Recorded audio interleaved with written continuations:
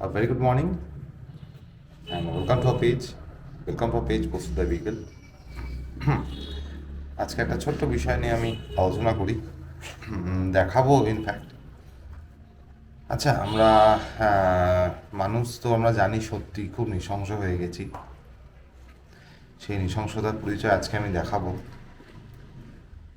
But সবাইকে একটাই request, যারা পশুদের ভালোবাসেন না, অবলজীবদের ভালোবাসেন না, তারা তো মানুষ। কেন এত নির্দয় হন, এই প্রশ্নের উত্তর আমি আজও পাইনি। কি ক্ষতি করেছে তারা আপনাদের, জানি না। এরকম কতই না দেখব। যাই হোক, যেটা আসল বিষয় দেখাই। এদিকে আয়, এদিকে আয়, এদিকে আয়, আয় এদিকে আয়, এদিকে আয়, আয়, আয় এদিকে আয়, এদিকে আয়। তো একটু দেখাই। দেখো বাবা, কি হয়েছে মুখে? এই দেখো, তোমার দেখতে পাচ্ছ? দেখা যাচ্ছে? এই দেখো,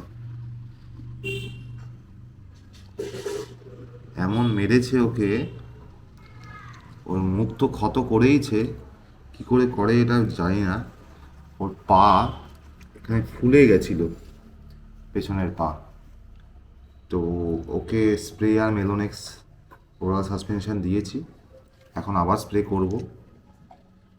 মানে মানুষ তো আর মানুষ নেই, মানুষকেই ছাড়ছে না, আর এরা তো অবলা জীব।